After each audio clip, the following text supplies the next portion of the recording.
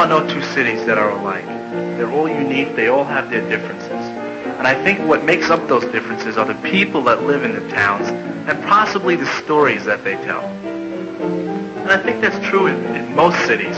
I know it's true where I was born. It's got great benefits. It's the closest place to the center of the world, New York, 42nd Street. You can get over there in 15 minutes on the bus or the tube trains. I don't see why anybody would want to live any further. It's easy to get to those places than it is from Brooklyn or Bronx or any part of Jersey. Well, I understand there's some new apartments down at 4th and Hudson, between 4th and First and Hudson. And I understand there's a lot of people who came over from New York and got in there. I don't know. I never was in the apartments. I don't know anything about them. I went through the outside. But I can see whether it would be an advantage to get out on Hudson Street, 3rd Street or 4th Street and walk down to the tubes. You're over New York in no time.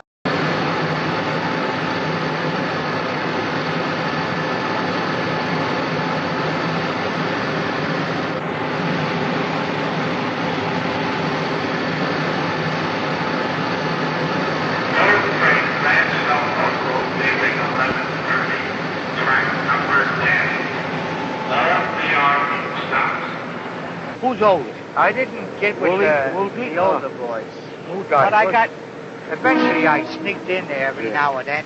And they taught me how to sing harmony and all this stuff. I learned a lot. Oh, the guy that I'm going to pick up from Bingo now is the best Barry in Hoboken, Willie. Right? Willie who? His brother. Willie Smith. Willie Smith. Best Barry in Hoboken. Ask the Barry. Right? You don't even stay in his rights when he sings. I don't know if they sang. Up the lazy river by an old little stream. Talks to that effect. Yeah. We'll be together, sweetheart. They paid us. We have to get blended in there. Incidentally, I hang out with the guy with Frank Sinatra. Jimmy was, Jimmy Roselli? No, Ed Roselli. I couldn't sing with them because I don't think I was that good. That's a good talent. Jimmy Roselli, he comes there incidentally. Don't let me bypass him. He's very good. Roselli and them guys with Frank Sinatra, they went to be tops. You know what I mean? Well, they were we was only working them. Well, we didn't claim ourselves good, or we would have tried maybe on television. We didn't want to go. Nobody. And radio, his brother and this Bubble Baxter went. And I don't know where the hell he went. He didn't go far. Well, they're still alive. What's so great about Hoboken is that you have the accessibility. You have the Fulton Street Market. You have the Newark Farmers Market. You have the butchers. You have the bakers. You have everything that New York City has. But you have a different atmosphere, you have a different attitude, a different mood. There's much more flexibility. It's easier to conduct business. It's not as strenuous, it's not as hectic. The pace is a lot slower. The customers are night and day. Well, I hung out on 7th and Adam, but really lived on 6th and Adam. We had a little back house there, all the children. My mother had to buy a house for us. Get the kids in, a lot of kids them days. So we used to play punch ball them days, box ball, shoot dice on the corner. We used to have a kid watch for the cop and all that. Chickadee cop and everybody'd run, So it was a pretty good run and the cop could never catch me. So he said, someday I'll get you. So I wound up going to track with the guy later on.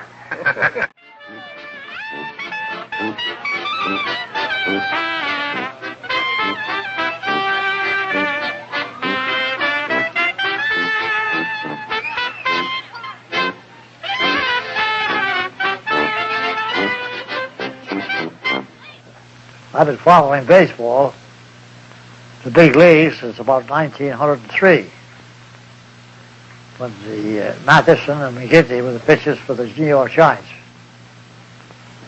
And I followed it all through the years, but I don't see why they took it to the Hall of Fame to someplace up in New York when it really belongs there in Hoboken.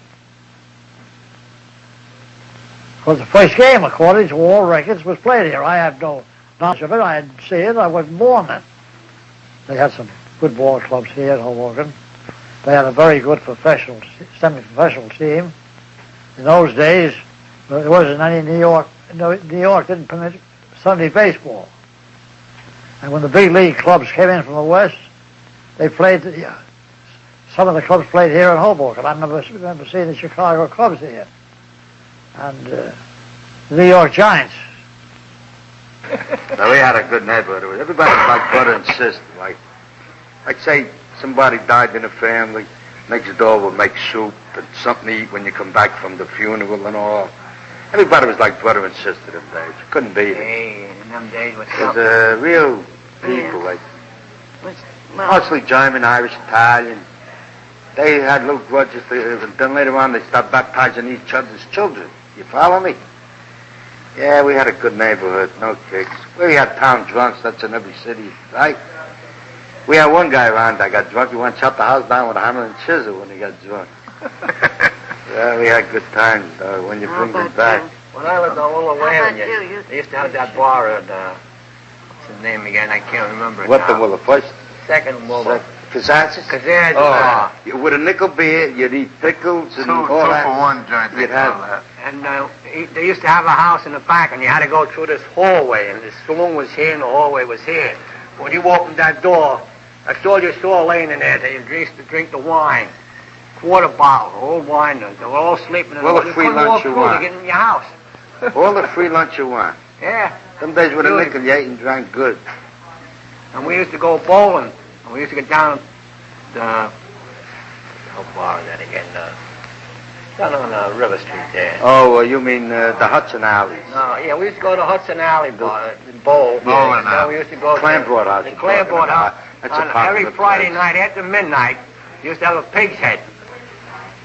We used to eat it all up with beer and everything. It was free. Yeah, Well, free. I served in the war, and I went to the Asian, I hit China. Hey. And I told the guy was from Hoboken. One of his Chinese says, "Oh, you know the Clanboard House, huh?" He knew the Clanboard House, too.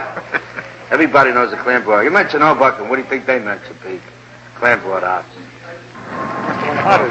All the bars. We used to start at Christie's Bar, 8th and Willow. And he'd have hot mussels free with the beer. Well, most he gave us, we were about 18, 19 then, back in the 30s. 2 plates. 2 He'd plates. say, that's all, fellas. So now we'd go to 14th and Garden. 14th and Garden. What's the name? Garden Tavern. Garden Tavern. Yeah. Garden. So Yeah. we'd have spaghetti and Sam. meatballs. Tony now. and Sam, yes. Yeah, Sam and Tony. Sam and Tony. So now we have spaghetti and meatballs. We'd all sing, because they'd be glad to see us, because we all knew us. Yeah. A lot of entertainment. Oh, always. Now you stay there an hour and a half or so, wind up in Charlie's on First and Hudson. Now he's got a roast beef dinner. You never bought a meal. Well, when I was a kid, we, about 6 or 7, we had to go look for, like, brass copper or something, accumulate so many pounds to make maybe 40 cents and go to show.